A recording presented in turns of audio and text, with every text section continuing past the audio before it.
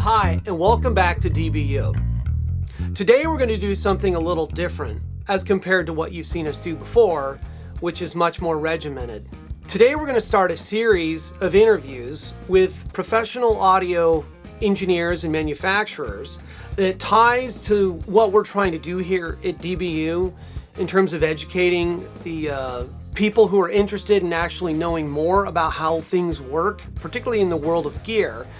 And the gentleman I have with us here today is Scott Eric Olivier from Casa Distortion here in Los Angeles. And he's a gentleman who develops his own pedal line, and we're here to actually talk about that.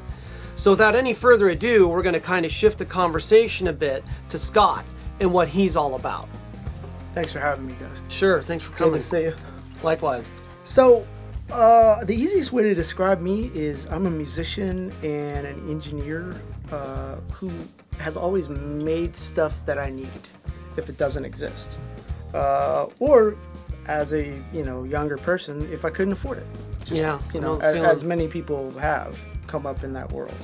So I have been I made my first computer when I was 8 years old. No kidding. Yeah. What was the speed and the CPU? Man, I don't even remember. It was that long ago. But I just sort of kept up with technology, and then I became a musician the same year that MIDI was invented. Wow. So I became a drummer first, and then got a MIDI keyboard that year, and just sort of kept up with things as they went along, and then became super passionate about vacuum tube circuits and guitar amps in the early to mid 90s. And it was at that point in time where I was still obviously making records with analog tape and hardware only. There was really, there were sound tools, I think, at the time. I remember that. The first iteration of it. And so I could see it kind of going that way, but I thought it sounded terrible and I didn't really care. Because it kind of did? Yeah, it did.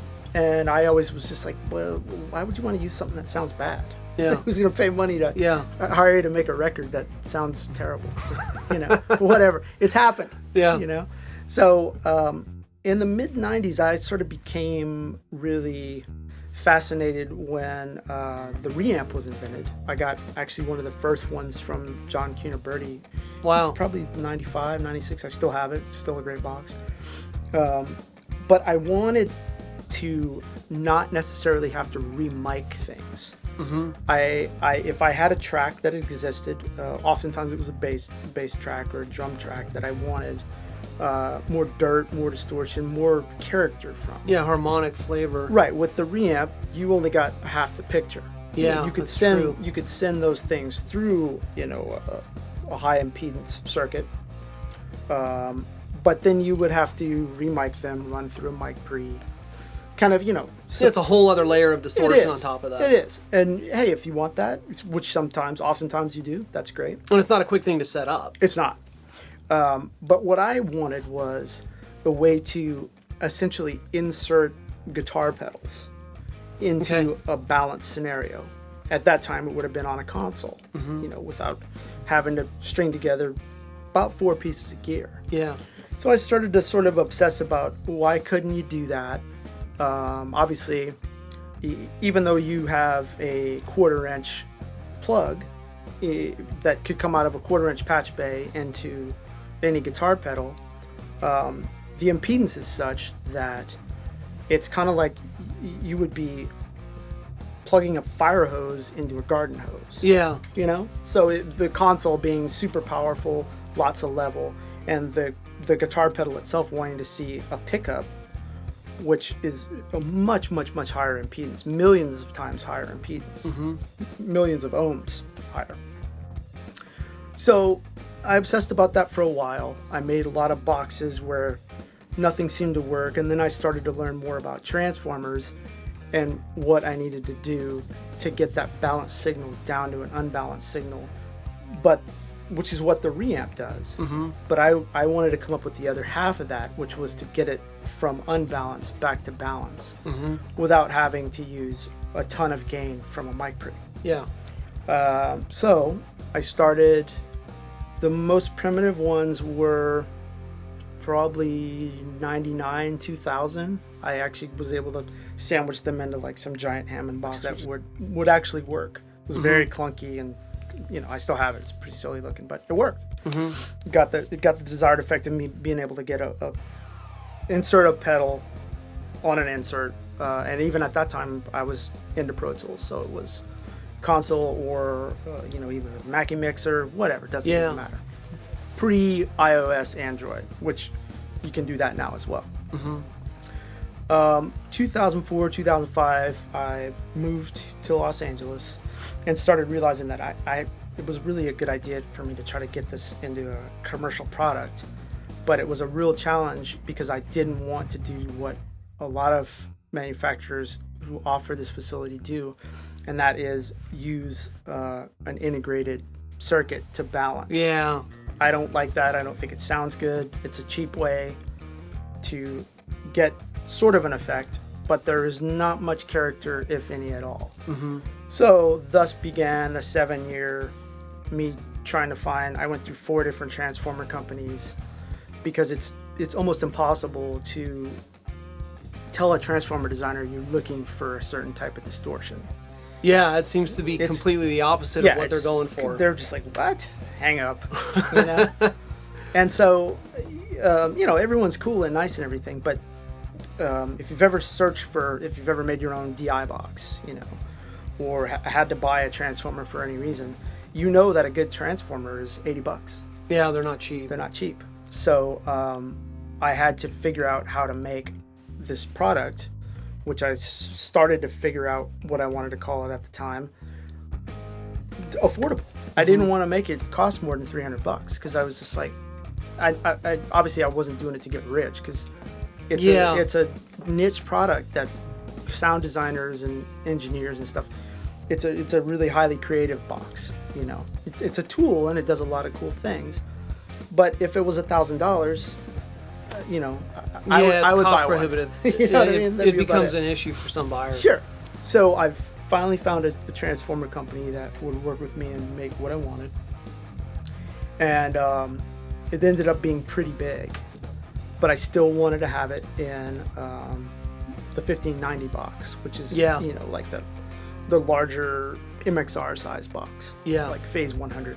So Hammond actually makes a 1590 that's extra tall, and I got it to where it's a dual plane. The transformers sit horizontally and the knobs have a daughter board that slides. Okay, got it. So that way it doesn't have to be super big, and the power supply is external, obviously. Yeah. And it can actually run 19 to 18 volts, sometimes a little higher. I don't like to say that because guys start plugging in AC power supplies, and but it works with a standard Boss PSA, okay, or any of the 9-volt center tap negative devices. Sure. So that came out in 2016. So it was a really long period of time. Yeah, that's a serious development period. It was, but what I wanted from it was the ability to overdrive the transformer into saturation, then go to the pedals, come back from the pedals, and then have an op-amp circuit that I could overdrive like basically a distortion pedal. But if I don't want that, and I want it to stay clean, I want to be able to basically put the send and return controls at about noon to 1 o'clock, depending on what's coming into it. If you're hitting it hard, obviously you got to back it off. And I was able to develop that. And the last thing on my wish list, which kind of took the longest, was what I call the focus knob. Focus knob adds impedance to the pedal part of the circuit. The reason I wanted that is if you are a guitar player and you're experienced with a lot of fuzz pedals, the more primitive ones, that there is a really large, I'm going to say it, there's a rainbow of sounds if you start turning your guitar volume down. Yeah. But you're not, touching the fuzz itself. Yeah. Because your pickups are adding impedance to that circuit. But what I wanted to be able to do with the focus knob was take that sort of sound and that ability that you have with a guitar and add that to your pedal board or your pedals. And if you have pedals that are buffered, doesn't really do much. Okay. Okay, but most pedals these days are true bypass. Yeah. So if you're plugging in, say, like a Boss SD1, you know, a really basic Boss pedal, Yeah. it's not going to do much. But if you have, you know, a full tone or a tone freak pedal, something that's true bypass and really good, especially something that is discrete, no op amps, like a fuzz face, a Maestro fuzz, a Park fuzz, that it adds an incredible amount of fatness to Wow. that tone, you know, just by dialing it back. It can also be used, this is kind of a sidebar, it can also be used as a control voltage for a synthesizer. Oh, really? And I found that out completely on accident. It wasn't designed, but it does do it. Yeah. So you raise an interesting point. You mentioned this term several times in the discussion about the impedance of the device and controlling the impedance. Well, to the average viewer out there who may not be familiar with what you're describing, and in fact, as it is, even in my lectures up to this point, we haven't really touched on impedance, but we've just graced it, haven't explained it. Can you explain to the viewer what impedance is, how it relates to the guitar and the guitar pedal, and what is it? Like, how does it affect our world in the midst of recording and making music? Sure. I can use a really simple analogy, which would be a water faucet.